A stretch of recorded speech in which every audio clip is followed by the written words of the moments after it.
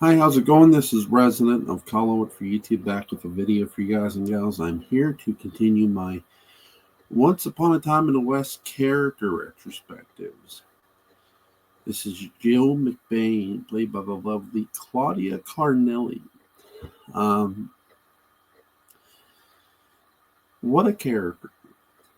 Here's a woman who you first meet as she's getting off the train. She's come to this western town, not a very big western town, and she's coming from the very large city of New Orleans, Louisiana, fictionally, of course. And when Jill first steps off the train, you see that smile on her face. She is happy because she is hoping to meet up with her husband, Brett McBain, and his family, his children. His oldest daughter, his two sons, a family of four. And as Jill steps off the train and she looks at the time, and I love how this is accompanied by Ennio Morricone's music. Jill's theme is as pretty and haunting as Laurie's theme is in every way. And it also does a great job of representing the woman who you meet in front of you, before your very eyes. This is not... Take every ill-conceived notion or any kind of assumption you make of Jill. Because I didn't know what to make of Jill when I first saw her come off that train. I'm thinking, man, this woman has no idea that the family she is to meet has been massacred. She has no idea they're dead. So when no one meets her, she just assumes, well, maybe they got too busy. She doesn't want to assume the worst. She doesn't want to assume anything bad. She said she's going to Brett McBain's farm, which is called Sweetwater. The man who takes her says that crazy Irishman Brett McBain tilling sand out in the middle of the desert for years. Jill is absolutely beautiful as a character, but she's also beautiful as a person. Her first stop before she gets to the McBain household is a small sort of bathhouse / coffee. There's liquor, there's food, and the man who's driving her out there stops, and he tells her, hey, doesn't a train stop?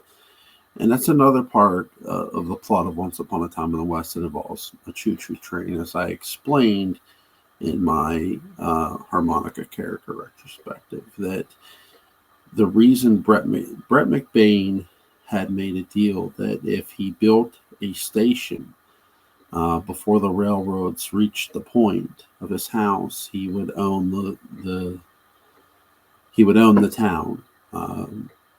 You could make a fortune back in those days. You could make a fortune of a railroad going through your town, because again, people would have to stop, people would have to get off, people would have to buy things. In many ways, it's sort of like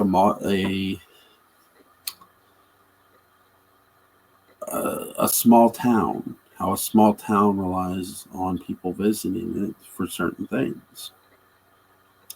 So when Jill gets to this bathhouse and she comes inside, the driver who drove her there is already there, and she's about to meet two very interesting characters.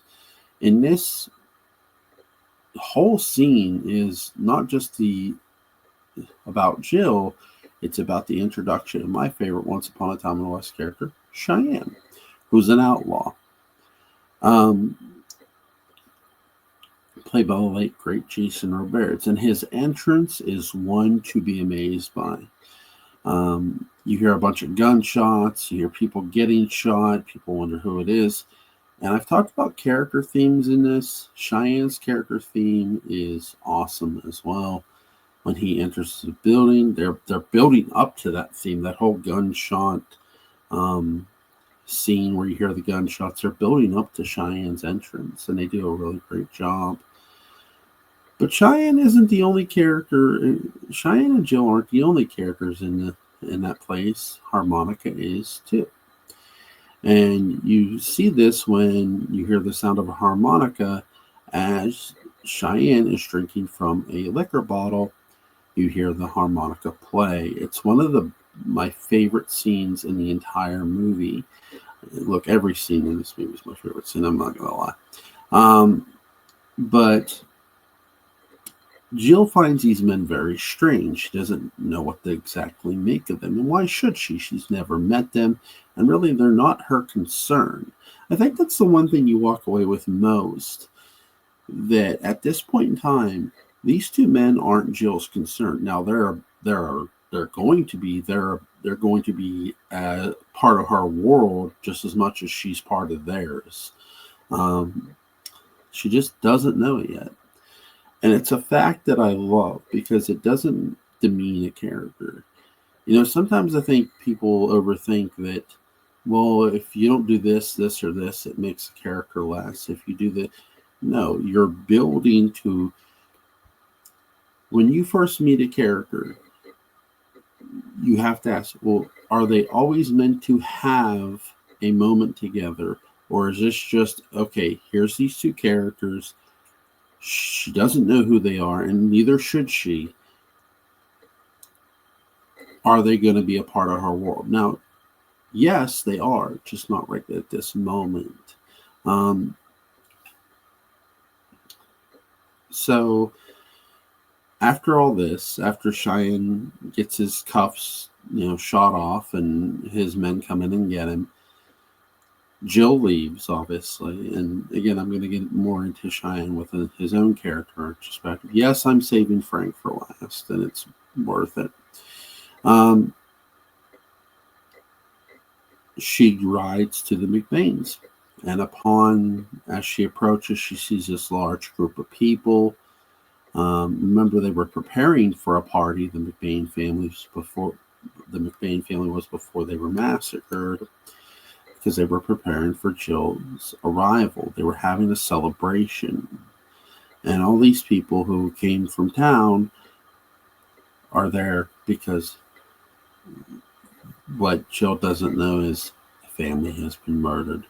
She sees 4 bodies: Brett McBain's body, his oldest daughter, his second oldest son, and his youngest child, which is a boy. She sees 4 bodies.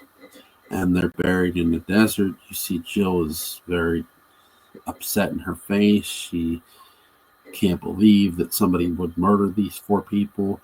Why would somebody do something like this? She says this all with her body language.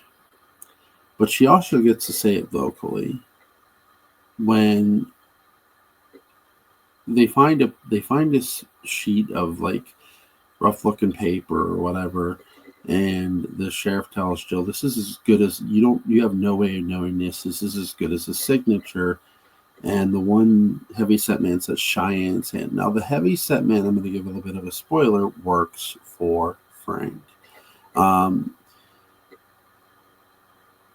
And Jill says, why? Like, why would anybody do this? Like, this makes no sense. Is what Jill is basically saying without saying the words.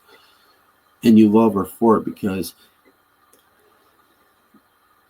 everybody goes to leave, and the driver who took her out there, he goes, come on, you don't want to be out here alone.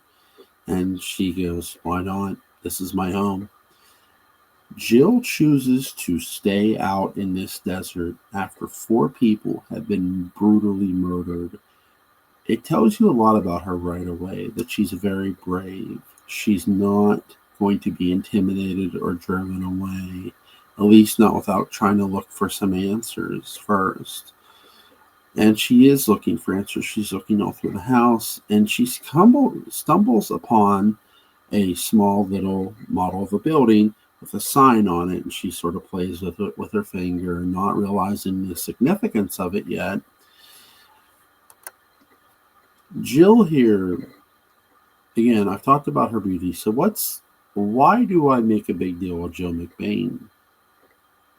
Because Jill McBain is not your typical damsel in distress. This is not a woman who is just a damsel. Yes, that's going to happen within the course of this movie. But as night falls and she sees a match lit, she shoots out the match. Though it's harmonica, this is a woman who knows how to shoot a gun, and she's not afraid to use it. Come morning, yeah, she does want to leave. You also learn in the course of this that harmonica interrogates the heavyset man, and he tells the heavyset man, says it was Cheyenne that killed the McBains, and harmonica says nope. Faking evidence was always one of Frank's tricks. So again, harmonica is letting you know that he knows Frank very well. What I like most about Jill is the plot that they reveal, that when they say poor little miss at the funeral, they say poor little miss. They assume that Jill and Brett were not married. And she says, Mrs. McBain. And they said, oh, but we all thought, she goes, it was to be a surprise that a month ago, me and McBain, Brett McBain, were married a month ago in New Orleans. So a month ago, Brett McBain married Jill in New Orleans. You might say, well, what is Jill's profession? I'm glad you asked. Jill was a whore. She was a prostitute. Brett McBain fell in love with her, but she fell in love with him too. He offered her a simpler way of life. She jumped at it, and she didn't just jump at it because she wanted a simpler way of life. She did really love Brett McBain, and as Brett McBain told her, you don't get to hear this, but you believe Jill every bit when Jill's having a conversation with Cheyenne, and Cheyenne tells her, you deserve better. And I love Jill's tone toward Cheyenne this whole conversation. I love Cheyenne's tone too. It's great interaction. Jill says the last man to say that to me is buried out there, implying Brett McBain. The last person who said that to her was Brett McBain, her husband, her late husband. And so you're getting the sense that this woman just feels, man, there's just this death around me now because she's so upset. And this is the infamous conversation too, where Cheyenne tells her, you know, ma'am, once you've killed 4, it's easy to make it 5. And again, I love this line because this is not a threat by an outlaw. This is a warning to let her know whoever did this could easily kill her. Cheyenne tells this to her first, and Charles Bronson Harmonica says it too. He goes, you know, Cheyenne's right. Once you've killed 4, it's easy to make it 5. But you also have a deal made here. What I love about the well scene between Harmonica and Jill is Harmonica does save Jill's life. Some more men try to go out to the McBain place who work for Frank. They try to kill Jill. Harmonica doesn't let it happen. He's there with his gun, and he takes care of more of Frank's men. 2 more men, to be precise. And you have a deal cut here where Harmonica says, hey, this guy Frank is out to kill you. Maybe you should try to meet with him, and I'll try to, you know, take care of him for you. Basically, this is Harmonica trying to get a meeting with Frank a little prematurely. And this works, but not how Harmonica thinks it's going to work. I love the interaction between Claudia Carnelli and the heavyset man who Frank works for. He goes, because when she steps into his laundry laundry business. He says, "What can I do for you, Mrs. McBain?" He goes, "See Frank. I want to tell him I know everything, and I want to speak to him personally." In the door, he said before he goes, "Why does everyone keep hounding me about this guy Frank? I don't know him.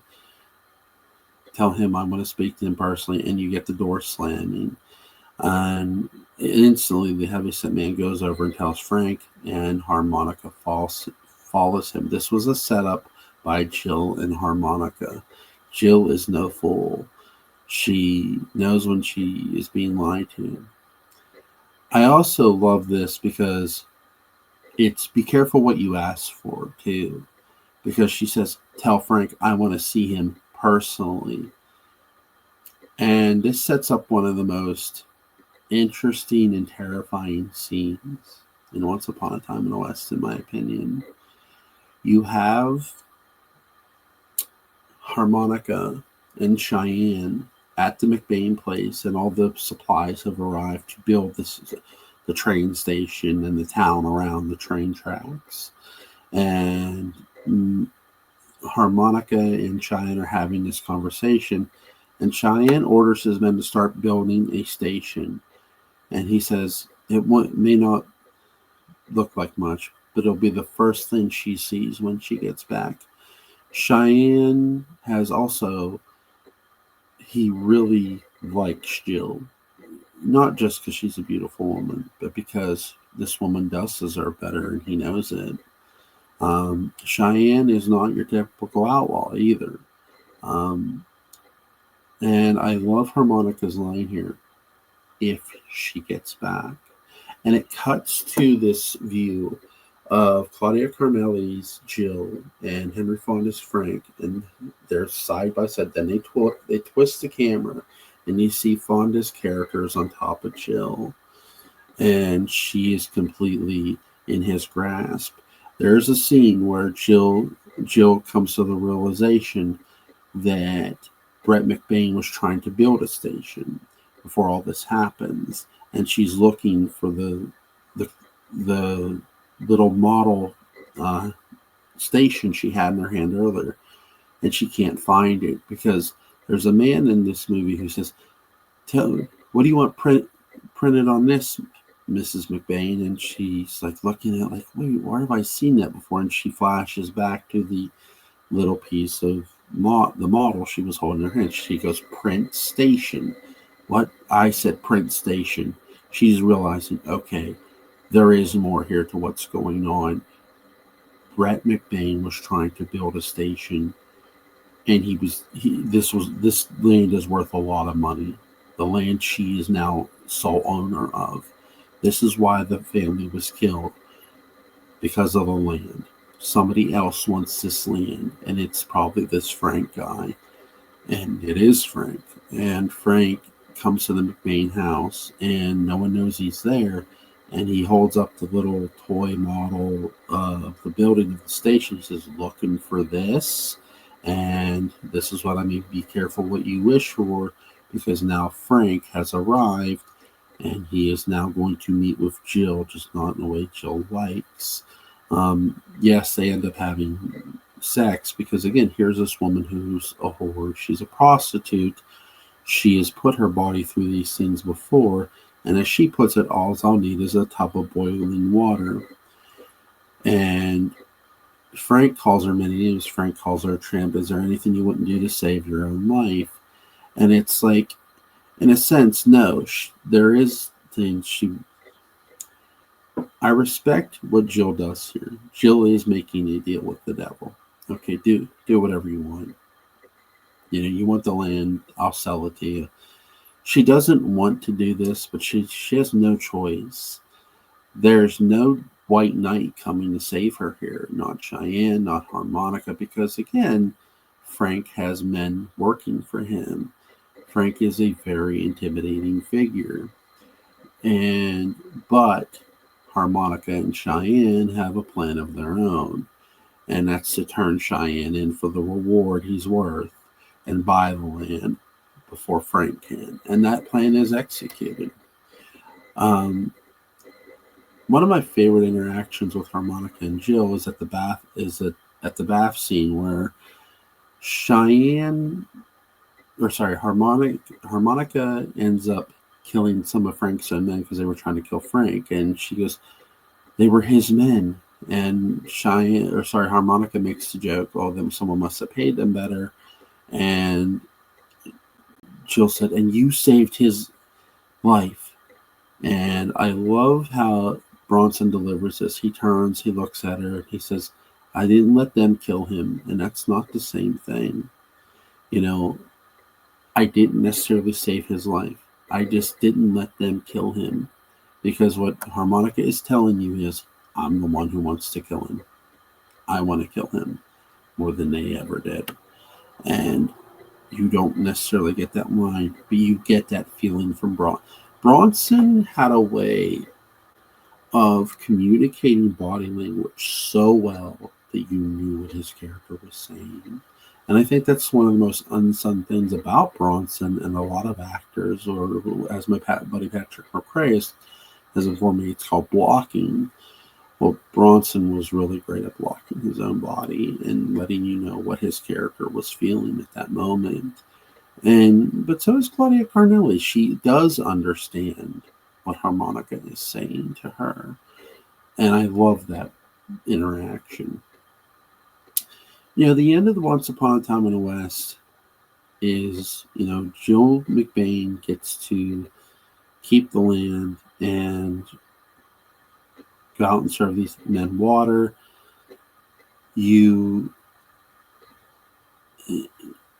have one of the most interesting send-offs where this woman is left surrounded by these men. She's very beautiful. Cheyenne tells her, if one of the men, go out and give the men water. If one of them taps you on the butt, pretend it's nothing. And she, Cheyenne taps her on the butt and he says, pretend it's nothing.